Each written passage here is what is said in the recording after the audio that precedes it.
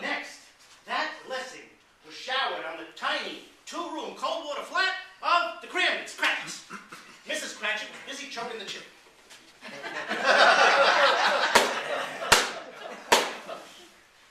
Mrs. Cratchit, a real schlub with a face like Ed Sullivan.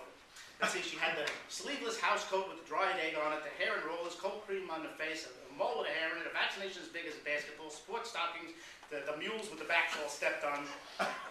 Anyway, she, Mrs. Cratchit, with some toilet paper and some pantyhose and a fur hat and a fez and whatever else she could find, had turned even that rude hovel into a land of wonder. Land of wonder. Work with me. Now, Bob and Tiny Tim, you all know about Tiny Tim, right? Bob and Tiny Tim were out at church. The other Cratchit children were all in attendance. You see, they were busy popping the pennies out of their loafers that they might be able to afford the Christmas spam. These were very poor people. These were the kind of people who prayed for coal in their stockings. These were the kind of people, let's see, well, Bob and the missus married for the rice. They did have two televisions, one for picture, one for sound. Very poor people.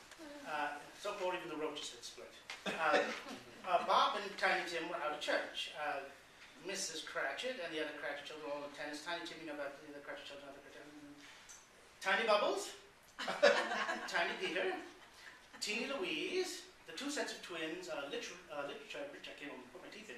Rich Little and Little Richard, Minnie Driver, Minnie Pearl, Demi Moore, Biggie Smalls, Bobby Short, Micro Jackson, they had a French exchange student, Philippe Petit, Midge Miller, oh, and one other child, a girl. Well, due to a very troubled past, she unfortunately was cut from the book and kept on ice. Tiny Harding. You're going to thank me in a minute. Through the low doorway came Bob with Tiny Tim on his shoulders. Poor Tiny Tim. His little limbs supported in an iron frame. It was suspected that Tiny Harding had some responsibility in that, although nothing was ever proven. Tell me, Bob, how did Tiny Tim behave at church today, dear? A right little bastard. Right in the middle of a mighty fortress in our God, broke out into that damn tiptoe through the tulips again. I really must teach him another number. And if I kiss you in the garden, in the moonlight, Tim, screw off! You wouldn't be so mean to me if I wasn't on these crutches. But you are, Tim! You are! Now wash up or you won't get your Christmas button. Oh, they cooked and they made all kinds of wonderful fun. And Mrs. Cratchit, she was busy, of course, you know. She took in seamstress work to make extra money. So while everything was cooking, she was working on her crochet work. She was making a warmer for Bob. Bob was very popular around these parts. It's terrible.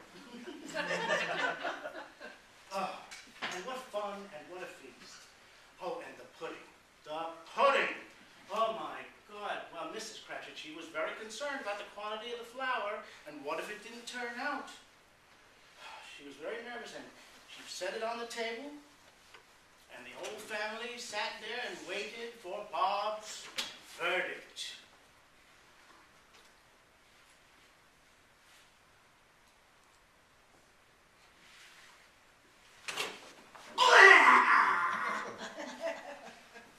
A noble attempt, my dear, as always, but next year, we're going with Anne Brown.